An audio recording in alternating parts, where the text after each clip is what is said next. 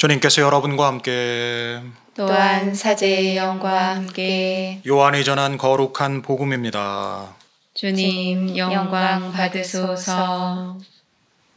하나님께서는 세상을 너무나 사랑하신 나머지 외아들을 내주시어 그를 믿는 사람은 누구나 멸망하지 않고 영원한 생명을 얻게 하셨다.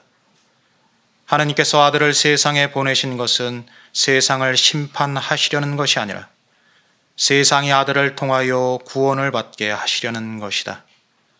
아들을 믿는 사람은 심판을 받지 않는다. 그러나 믿지 않는 자는 이미 심판을 받았다. 하느님이 외아들의 이름을 믿지 않았기 때문이다. 그 심판은 이러하다. 빛이 이 세상에 왔지만 사람들은 빛보다 어둠을 더 사랑하였다. 그들이 하는 일이 악하였기 때문이다. 악을 저지르는 자는 누구나 빛을 미워하고 빛으로 나아가지 않는다. 자기가 한 일이 드러나지 않게 하려는 것이다. 그러나 진리를 실천하는 이는 빛으로 나아간다. 자기가 한 일이 하느님 안에서 이루어졌음을 드러내려는 것이다. 주님의 말씀입니다. 그리스도님 찬미합니다. 안녕하세요. 안녕하세요. 오늘 요한이 전한 이 복음은 뭐랄까요? 우리 그리스도교가 무엇을 이야기하려는 그런 종교인지를 정말 압축적으로 한마디로 그렇게 표현해주고 있다고 이야기할 수 있어요.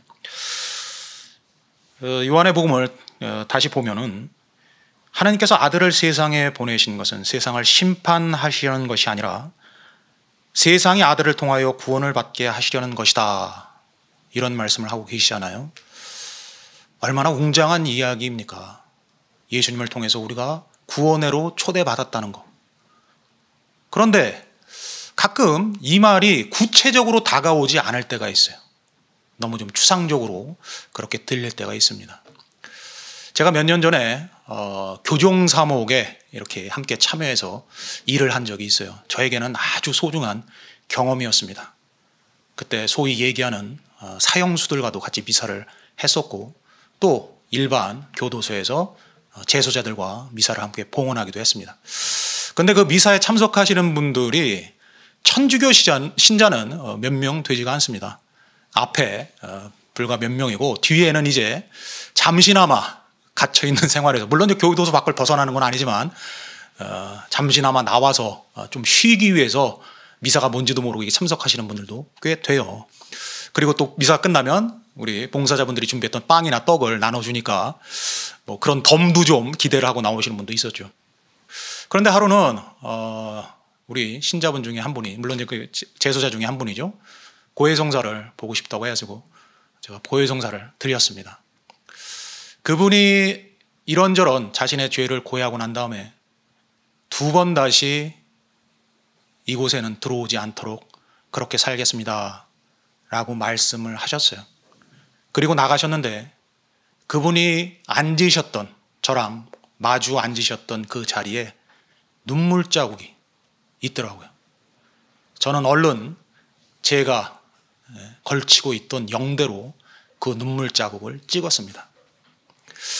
여러분도 그 이야기를 아실지 모르겠지만 예전에 하나님께서 천사들에게 세상에서 가장 아름다운 것, 소중한 것을 구해오너라 라고 명령을 내리셨대요.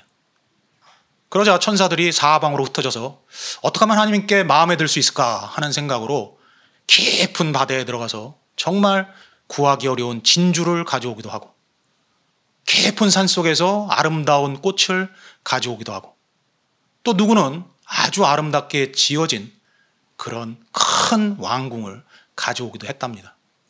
그런데 모두 하나님께 꾸중을 들었죠. 뒤늦게 맨 마지막에 도착한 천사는 손을 이렇게 가지런히 모으고 하나님께로 나왔는데 그 천사가 가지런히 모은 손 안에는 바로 죄인의 참회하는 눈물이 들어있었다는 이야기가 있습니다. 그것을 보고 하나님께서는 아주 기뻐하셨다고 그래요. 저는 그때 그 재소자분이 나가고 제 영대로 눈물을 찍었던 그래서 아마 나중에 제가 하나님을 만나 뵀거든 저는 자신 있게 그때 그 영대로 찍었던 그 눈물을 말씀드릴 수 있지 않을까 생각을 합니다. 하나님을 믿는다는 것은 하나님 믿고 은총 가운데 축복을 받는 것도 중요하지만 우리가 잘못된 내 자신을 성찰하고 내 스스로도 내 자신을 용서하지 못할 정도로 그런 큰 절망에 빠져 있을 때라도 하느님의 자비하심, 그분의 너그러우심이 우리를 안아주고 용서해 주시고 다시 일어나서 걸어갈 힘을 주신다는 것. 삶에 있어서 그것만한 위로가 있겠습니까? 우리는 너무나 나약하기 때문에 많이 넘어져요. 하나님께서 우리에게 원하시는 것은 넘어지지 말라는 게 아닙니다. 넘어졌을 때 다시 일어나라고, 괜찮다고, 내가 함께 하겠노라고 그렇게 우리에게 손을 내미시는 분이 바로 하나님이시고 오늘 요한이 전하는 복음의 내용도 바로 그거라고 저는 생각을 합니다. 저는 그날 영대로 눈물을 찢고 일어나면서 사제로 불러주신 하나님의 은혜에 대해서 감사드렸어요.